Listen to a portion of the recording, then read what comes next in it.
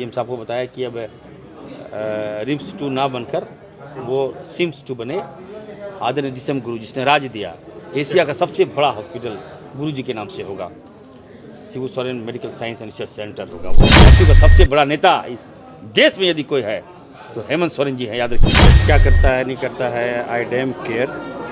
हम लोग जनता को बचाने के लिए जो कुछ भी करना पड़ेगा हम लोग करेंगे। साथियों नमस्कार, जोहार। GT रोड लाइव देख रहे हैं आप और मैं हूं अभिषेक सिंह।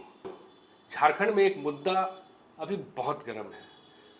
पक्ष विपक्ष दोनों उस मुद्दे को लेकर अपनी अपनी राजनीतिक रोटियां सेकने में लगी हुई हैं।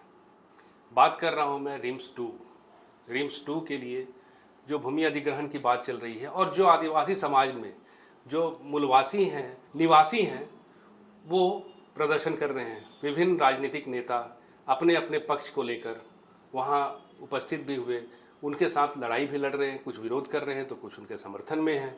बात अगर रिम्स 2 की हो रही है साथियों, तो एक सवाल ये भी उठता है कि क्या रिम्स और बेहतर नहीं हो सकता? क्या विभिन्न जिलों में जो सदर अस्पताल हैं उनकी सुविधाओं में बढ़ोतरी नहीं हो सकती? अभी देखिए, विधानसभा के मानसून सत्र में पक्ष और विपक्ष दोनों इस मुद्दे पर अपने अपने बात को रखते रहे। क्या हुआ विधानसभा के भीतर, इसकी जानकारी लेंगे हम हमारे पॉलिटिकल एडिटर शैलेंद्र सिन्हा जी से। शैलेंद्र जी, रिम्स 2 का मुद्दा जो विधानसभा के अंदर उठा, इस पे दोनों पक्षों को लेकर क्या कहना है और खास करके इरफान अंसारी जी का क्या कहना है? देखिए अभिषेक, बिल्कुल सही कह रहे हैं। जो अभी झारखंड में यदि कोई सबसे बड़ा मुद्दा है तो फिलहाल वो रिम्स 2 का मसला है, क्योंकि रिम्स 2 के ही मामले को लेकर के आदिवासियों की ज़मीन को अधिग्रहण करने या आदिवासियों की ज़मीन लूटने के आरोप भी विपक्ष जो है वो सत्ता पक्ष पे लगा रहा है और लगातार सरकार भी इस मामले पे अपने अपने पक्षों को रख रही है। यहाँ तक कि आपने देखा भी होगा जो पिछले दिनों रविवार को जब वहाँ पे रिम्स 2 वाली जो ज़मीन है नगरी में, वहाँ पे एक बड़ा प्रदर्शन होना था। हल जोतो रोपा रोपो एक कार्यक्रम का ऐलान पूर्व मुख्यमंत्री चंपई सोरेन ने किया था। हालांकि वो उस कार्यक्रम में उपस्थित नहीं हुए और उन्होंने अपने आप को हाउस अरेस्ट करने की बात कही थी।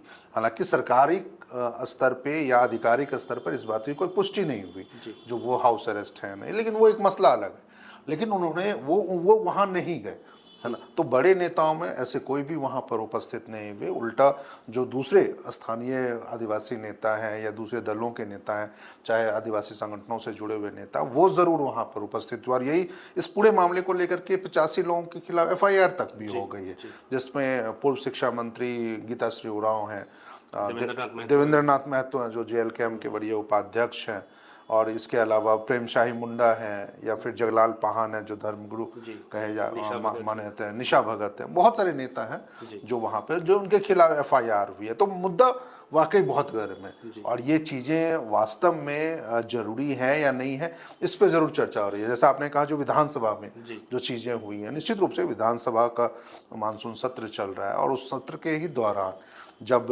अतिवृष्टि के ऊपर चर्चा हो रही थी पक्ष और विपक्ष में, जो भोजनावकाश के बाद मंगलवार को ये कार्रवाई हो रही थी, तो उस दौरान जो आपदा प्रबंधन और स्वास्थ्य मंत्री हैं वह इरफान अंसारी, वो बहुत आक्रामक नजर आए और उन्होंने ये बातें कही और उन्होंने कुछ ये तक भी कह दिया जो रिम्स की जो वर्तमान व्यवस्था है वो बहुत अच्छी नहीं है। वहाँ के कमरे बहुत छोटे हैं, स्वास्थ्य सेवाएं वहाँ पे हैं, लोग फर्श पे इलाज इस तरीके की स्थिति हो रही है, या फिर डॉक्टरों की उपलब्धता हो जाए, चाहे स्वास्थ्य सेवा सुविधाओं की स्थिति है, तो वो उनके लिए बेहतर नहीं है। तो इसलिए वो रिम्स 2 हम बनाना चाह रहे हैं जो एशिया का सबसे बड़ा अस्पताल होगा। शैलेंद्र जी, रोकना चाहूँगा, क्या यही एक रास्ता है कि नया बिल्डिंग बनाना पड़े? क्या जो जिले में सदर अस्पताल हैं या फिर बहुत जगह प्राथमिक स्वास्थ्य केंद्र, क्या उसको एडवांस नहीं बनाया जा सकता?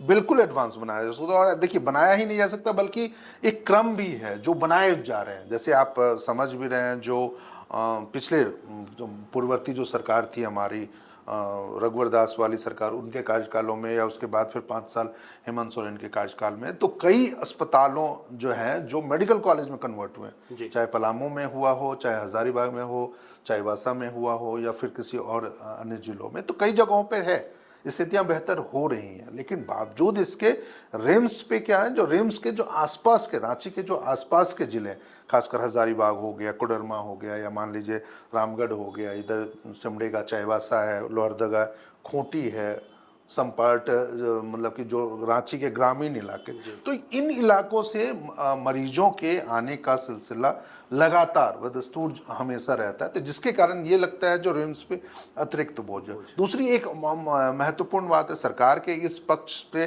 सहमत इसलिए भी हुआ जा सकता है क्योंकि जो रिम्स है, वो जो वर्तमान व्यवस्था है रिम्स में, यदि वहाँ पे हम दो महत्वपूर्ण जो नए हाल के वर्षों में बने हैं, खासकर ट्रॉमा सेंटर वहाँ पे बनाया गया, सुपर स्पेशलिटी हॉस्पिटल बनाया गया, उन दोनों को छोड़ दे तो जो रिम्स की जो मुख्य बिल्डिंग है, वो बिल्डिंग लगभग 50-60 साल पुरानी आज भी बिल्डिंग जर्जर है, जर्जर स्थितियां हैं, वहाँ के कमरे छोटे हैं, जो अब अत्याधुनिक सुविधाएं जब आप लेवा होता है, हाँ कई सारी ऐसी चीजें, तो निश्चित रूप से सरकार की इस मतलब कि दावों से कह लीजिए चाहे बातों से सहमत तो हुआ जा सकता है, जो वाकई रिम्स 2 बनना चाहिए, परिस्थितियां बनी बेहतर हो रही हैं उसमें, ताकि जो भी निर्णय बने, और खासकर यदि आप आउटस्कर्ट में बना रहे हैं, क्योंकि रिम्स जो है आज वो शहर के बीच में स्थिति है, जिसके कारण कई बार स्थितियां विपरीत भी हो जाती है। जब कोई इमरजेंसी केस आता है तो रिम्स तक पहुंचते पहुंचते बहुत हालत नाजुक भी हो जाती है, तो ऐसे में यदि आप उसको रिंग रोड पे या फिर वैसे इलाके में जहाँ पे आवागमन की सुविधा बेहतर हो, वहाँ पे यदि बनाते,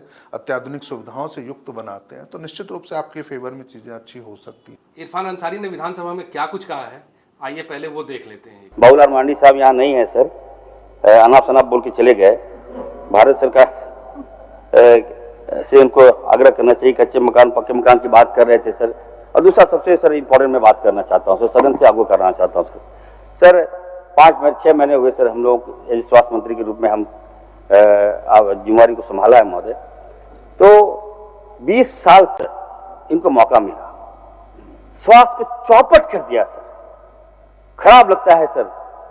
आप चलिए सदर की व्यवस्था चले जाइए, हॉस्पिटल चले जाइए सर, जाने का मन नहीं करता था। आज काम हो रहा है, इलाज हो रहा है, बड़ी मुश्किल से स्ट्रगल कर रहा हूं मैं सर, व्यवस्थाएं नहीं है हमारे पास, हम ला रहे हैं व्यवस्था सर, लेकिन उसके बाद भी अनाप शनाप, कभी सर घटिया में दिखा देगा बॉडी, कभी कुछ दिखा देगा, कभी कहेगा। मैं तो कहना चाहता हूं, बाबूलाल जी को चुनौती देता हूं, ये झारखंड है, ये गुजरात नहीं है सर, ये मध्य प्रदेश नहीं है सर, हम पठारी एरिया है, जल जंगल जमीन हमारी पहचान है, हम वहां एम्बुलेंस, पहाड़ में एम्बुलेंस नहीं ले जा सकते हैं सर। और कोई मरीज हमारा कोई सीरियस होगा सर तो अभी से खटिया में लाएगा सर। इस खटिया को हम बंद करने के लिए सर 15,000 स्ट्रेचर हमने अभी दिया है, हर गांव में हम भेजने जा रहे हैं। कम से कम बंद करो, इस स्वास्थ्य के क्षेत्र में पॉलिटिक्स मत करो, खराब लगता है सर। और आप बताइए सर, पुराना रिम्स है हमारा, आए लोग आए आंखों के सामने लोगों की जान जाती है रिम्स में सर, छोटा छोटा कमरा है, 20-20 सीट है वहां पर, 300-300 पेशेंट है सर, नीचे रहता है, इलाज कराते हैं, जान जा रही है आंख के सामने सर। हमारे लोग मुख्यमंत्री जी ने फैसला लिया कि रिम्स बनाएंगे सर हम, उसके बाद भी सर देखिए पॉलिटिक्स करने लगा ये लोग, आग लगा दिया सर। वहां बताइए, कहता है इरफान अंसारी आदिवासी विरोधी है क्या?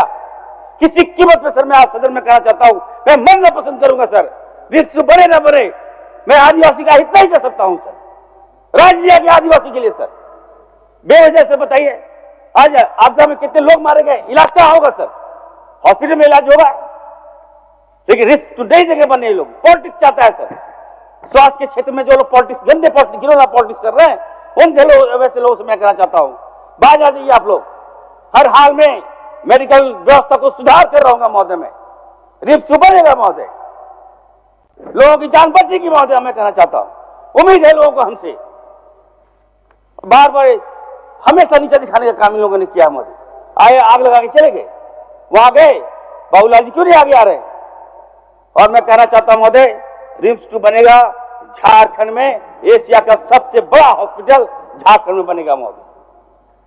वहां के रैयत से बात किया जा रहा है महोदय, वहां के रैयत लोगों को मना लिया था मैंने, लेकिन ये लोग ने आग लगा दिया, बाहर के लोग आके उसका दिया। और मैं सदन को कहना चाहता हूं महोदय, ये यूनिवर्सल ट्रूथ है महोदय। आदरणीय हेमंत सोरेन जी न केवल झारखंड के बल्कि हमारे वर्ल्ड के, विश्व के सबसे लोकप्रिय आदिवासी नेता है महोदय, इनसे बड़ा नेता नहीं है कोई। नकली आंसू बहा रहे, CNT SPT प्रदीप जी बता रहे थे सर। प्रदीप जी मोबाइल मत देखिए ना, ये देखिए, सुनिए ना, क्या मोबाइल देखते हैं भैया, गंभीर चर्चा हो रहा है। नहीं, कोई मोबाइल नहीं, तो सब आपका बात सुन रहा मोबाइल देख रहे हैं। आपसे बहुत उम्मीद है, और अभी आपका घोषणा भी सुनना चाह रहा है कि आपदा में आप क्या क्या देने जा रहे हैं। सर मैं आपको कहना चाहता हूं सर, रघुवर दास ये बीजेपी के लोग आदिवासी की जमीन छीन रहे थे, CNTSPT एक्ट सर, जमीन छीना जा रहा था सर। पत्थरगढ़ी में सर हजारों आदिवासी को मार दिया सर। हमारे पारा टीचर काला कपड़ा पहना सर, गोली मार दिया सीना में सर। ये भाजपा के लोग, आदिवासी टीचर था सर। क्या बात करेंगे ये लोग। CNTSPT में सर सबसे पहला विरोध मैंने किया। हेमंत सोरेन जी ने कहा मुझे सर कि चढ़ जाओ इरफान, चढ़ गए सर हम। मतलब किसी कीमत पर सर आदिवासियों का 1 इंच जमीन हम छीनने नहीं देंगे सर। 14 दिन सस्पेंड कर दिया सर मुझे। इतिहास गवाह अभी तो सर वहां इरफान साहब सर, जो दिमागी तौर से इम्बैलेंस, उसको याद मत करा दीजिए शीशे की घर है, तो फिर ढेला मारेगा। नहीं सर, हम लोग सर खड़े हो गए हैं। सर मैं ये कहना चाहता हूं सर, देखिए स्थिर सरकार है हमारी सर, और हम सबको सर लोकप्रिय मुख्यमंत्री आदरणीय हेमंत सोरेन जी पर विश्वास करना चाहिए। यहाँ की जनता से आग्रह कर रहा हूं कि हमारे जो विपक्ष के साथी लोग, ये लोग आग लगाने में माहिर है सर। मुंह में जहर रखता है, सांप से भी ज्यादा सर डसेला जहर रखता है। जो डस नहीं जानता है लोग सर, बचाना नहीं जानता है। अभी आप देखिए सर, शिल्पी जी बता रही थी सर, हम लोग गए थे अभी बिहार सर। निश्चित तौर पर सर बिहार का बहुत बुरा हाल है सर। 65 लाख लोगों का नाम काट दिया सर। 65 लाख का मतलब सर 70 विधानसभा सीट प्रभावित होगा सर। और सर नाम काटने वाले लोग का नाम सबसे ज्यादा सर आदिवासी, दलित और मुसलमान सर। क्या कसूर है सर बताइए सर। आप राइट, उनका राइट आप छीन रहे हैं सर। आधार कार्ड से आपने नाम काट दिया, वोटर लिस्ट से आपने नाम काट दिया, और सर जब आपने आधार कार्ड से नाम काट दिया, दैट्स मीन क्या हुआ सर, आप उनके बैंक के अकाउंट से भी उनका सर नाम गायब हो गया सर। आप बताइए सर, 65 लाख लोगों का नाम अगर पैसा अगर आप गायब कर देंगे, पैसा कौन लेगा सर? क्या प्रदीप, कौन लेगा? अदानी और अंबानी के अकाउंट में पैसा चला जाएगा सर। दोहरी मार वहां चल रही है सर। तो निश्चित तौर पर सर हम लोग हमारी सरकार वहां पर सर ये ठान लिया है कि किसी कीमत पर सर हम लोग SIR लागू नहीं होने देंगे। और झारखंड में भी सर बुरा नजर है सर। झारखंड में भी चाहता है कि लोग बुरा नजर रखें सर। लेकिन चलिए सर, राहुल गांधी जी हमारे लड़ रहे हैं, हम लोग वो और हेमंत सोरेन जी लड़ रहे हैं, कामयाबी मिलेगी सर। सर आपदा को लेकर सर हम लोग काफी चिंतित हैं सर। जितने भी मकान क्षति हुआ है सर, जितने लोग। तो साथियों आपने सुना इरफान अंसारी ने क्या कहा। शैलेंद्र जी SIR के मुद्दे पे और बाबूलाल के खिलाफ वो काफी अग्रेसिव नजर आ रहे हैं, क्या कहना चाहेंगे? देखिए ये एक आप इसको राजनीतिक बयान के रूप में भी आप देख सकते हैं। बेशक वो विधानसभा के अंदर बोल रहे हैं या बोल रहे थे, लेकिन वास्तव में जो उनकी बातों का राजनीतिक संदर्भ भी ज़्यादा है, क्योंकि वो पक्ष में है, सत्ता पक्ष में है, और विपक्ष में बाबूलाल मरांडी हैं। तो निश्चित रूप से वो उनका राजनीतिक बयान भी हो सकता है, क्योंकि विपक्ष को सरकार के मुद्दों पे उनसे सहमति और सहमति जताना उनका अपना एक अधिकार क्षेत्र में आता है। बाबूलाल यदि इस मुद्दे का विरोध कर रहे हैं और आदिवासियों के मुद्दे का विरोध कर रहे हैं, तो वो उनके लिए तर्कसंगत मान सकते हैं। लेकिन जिस तरीके से इरफान अंसारी ने अपने इस बयान में एक बार फिर से SIR का मुद्दा उठाया, और जब वो ये कह रहे हैं जो बिहार में SIR लागू हो रहा है और वहाँ पे 65 लाख लोगों के नाम काटे जा रहे हैं, और उनको यदि उनके यहाँ तक उन्होंने अपने इस वीडियो में कह दिया जो आधार कार्ड से भी उनके नाम हटाए जा रहे हैं आधार। तो ऐसी स्थिति में जो उनको जो पैसा यदि कोई डायरेक्ट बेनिफिट ट्रांसफर के माध्यम से मिलना होगा, तो वो पैसा वो दावा कर रहे हैं जो वो अडानी अंबानी के खाते में चला जाएगा। तो ऐसी परिस्थितियां या ऐसी चीजें वो राजनीतिक एक बयानबाजी हो सकती है। लेकिन जिस तरीके से यदि वो यह कह रहे हैं जो हम आदिवासियों की एक इंच जमीन भी नहीं लेंगे और ना किसी को हम छीनने देंगे, तो निश्चित रूप से ये एक गंभीर मसला है। हालांकि सरकार पर भी आरोप लग रहे हैं जो वो जबरन रिम्स 2 के मामले पे आदिवासियों की ज़मीन ले रही है वहाँ पे। हालांकि क्या इसकी सच्चाई है या नहीं है, जब तक कि उन तमाम उसके पहलुओं पे यदि सरकार अपना पक्ष नहीं नज़रिया रखती है, तब तक इस बात से सहमति नहीं जताई जा सकती जो सरकार वहाँ पे आदिवासियों से जबरन ज़मीन ले रही है या नहीं ले रही है। लेकिन इतना ज़रूर है, जो रिम्स 2 वाले मामले में सरकार ने पूर्व में भी एक ज़मीन अधिग्रहण किया था, और वो मसला काफी पुराना रहा, मतलब 10 से 12 साल पुराना वो मामला रहा है। ऐसे में वो सरकारें उस समय बीजेपी ही की सरकारें हुआ करती थी। यदि उस दौरान वो जमीन का अधिग्रहण हुआ सरकारी प्रोजेक्ट के लिए, हो सकता है जो उस समय वो रिम्स 2 का वाला मसला नहीं आया होगा, लेकिन अब यदि सरकार ने अपने लिए अपने किसी प्रोजेक्ट के लिए जमीन अधिग्रहण कर रखा था और अब उसी जमीन अधिग्रहण में रिम्स 2 यदि वो बनाना चाहती है तो सरकार को मतलब आप कह सकते हैं जो वो उनके लिए अधिकार में आता है। तो ऐसे में यदि आज आदिवासियों का विरोध हो रहा है तो निश्चित रूप से ये हो सकता है जो ठीक है, सरकार आने वाले दिनों में देखेगी जिस मसले का समाधान कैसे हो। विरोध तो हो रहा है और राजनीति भी हो रही है। बहरहाल बात यह है दोस्तों कि रिम्स 2 बनेगा या नहीं बनेगा ये वक्त ही बताएगा। आज के लिए इतना ही साथियों। जाते जाते आपसे वही आग्रह है, वही गुजारिश है कि अगर आपने हमारे चैनल को सब्सक्राइब नहीं किया है तो ज़रूर कर लीजिए। हमारे वीडियो को लाइक ज़रूर कीजिए, कमेंट ज़रूर कीजिए, शेयर ज़रूर कीजिए। आज्ञा दीजिए। नमस्कार, जोहार।